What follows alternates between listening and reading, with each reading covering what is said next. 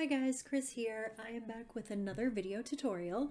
I just wanted to go over with all the different options that you have in terms of crochet hooks. I wanted to go over what my favorites are and what some of these things that are on the hooks actually mean, in case you didn't know.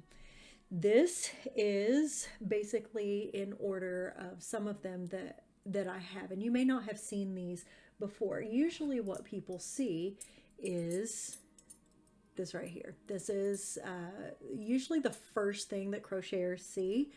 Basically, if you have any of these, I do not know anybody that crochets or nobody that's crocheted for any amount of time that has used these once they've used anything else. The only good thing about these here are they do have all of your information on them. Now, in America, we typically say things like, this is a G hook. See right there? Well, okay, now it's focused. This is a G hook. It is a number 6. So, that being said, it says 4.25 millimeters. I usually like to go by the millimeters on these, and I am going to show you why after I put these aside, because these are just not my favorite, so I'm not even going to show you these. I would like to go over first what is important when it comes to sizes. You see this here is a 2.5 millimeter.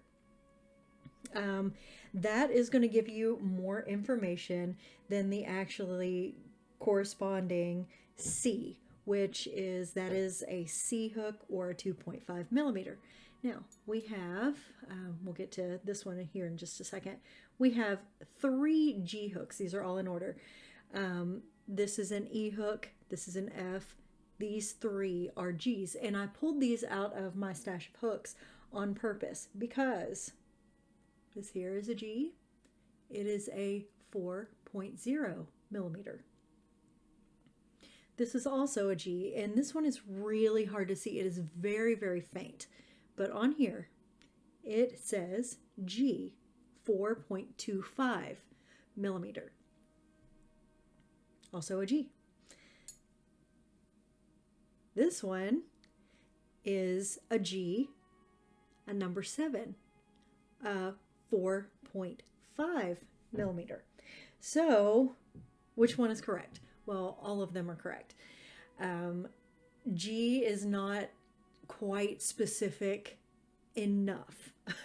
Basically, it gives you a good indication as to where you are going with your hook size. As you can see, that is it's very close. Like the size of those, if I can get my camera to focus, that's lovely. There we go, something like this. They are very close. They're not exact. However, this one, I kind of like the feel of this hook. But that kind of shows you the difference in hooks with the letters. So just go by the numbers if you can. Just try to teach yourself. If you're learning this initially, just try to teach yourself the numbers associated with it, because the letters do have a little bit of variability there. Now let's go to what kind of hold you like. Some people hold their crochet hooks like this. Some people hold their crochet hooks like this. I have seen all different kinds of holds, but these are the 2 most common holds. So it's going to depend on exactly how you hold your hook as to how you want your grip to be. I have a hold that is more like this. So this hook I don't like because it turns the wrong way for me when I'm holding it. I will go into another tutorial on hook holding and getting your yarn actually to form pretty things. But for right now, this is just on hooks. So I tend to like these that are, a little bit more rounded all the way around, so there's not like a definite like super flat spot on them, because you know I'm gonna rotate my hook a lot as I put it through my yarn and pull through. I tend to do this a lot with my hooks, and that helps with hand fatigue a lot. These little bitty hooks like this, you have to, you know, kind of clamp your hand together really really tightly, and it just, I don't know, a lot of hand fatigue with these, so just try not even to bother with these. The ones that I recommend to everybody starting out, get you one of these sets, and this has obviously had a lot of love. It has basically everything that you're going to need, unless you're going to be using like super bulkies. You can crochet down to even threads with these smaller hooks here. There you go. You can actually see like the size of the hook up there. You can get these at Walmart. They're not very expensive. I do not remember how much I paid for them, but it's not very expensive at all. And you're going to be able to do almost any crochet pattern with this, unless you're talking about like the great big crochet hooks when you're getting into, you know, something more along this line. And then that's more of a specialty crochet anyway. So if you're going to be doing stuff like that, then you'll be wanting to get all your own hooks. Now, this I wanted to go to just before I get to this great big long hook that looks all funny here in the back, and that is the last thing, and then we're going to cut this video off. This is a K hook, and this is one of those great big hooks that I was talking about. That is the next one in line here.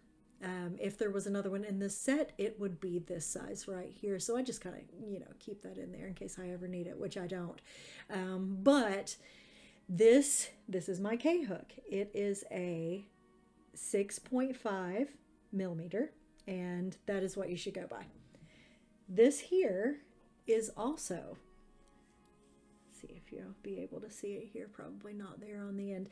That is also a K hook, so it is the exact same size, and it is for a very specific type of crochet. This is for Tunisian crochet, and you can get these great big long hooks like this for Tunisian crochet, or you can get the shorter hooks that have you know, just like a cord here on the end for you to push your stitches up on, because you do not pull stitches and then, you know, go to your next stitch. You're actually, with a Tunisian crochet, what you do is you go all the way down the row and you keep it all the row on the hook, and then you go all the way backwards out of the hook. So you're going to have a whole lot of stitches. It looks, as you're doing it, it looks a whole lot more like knitting,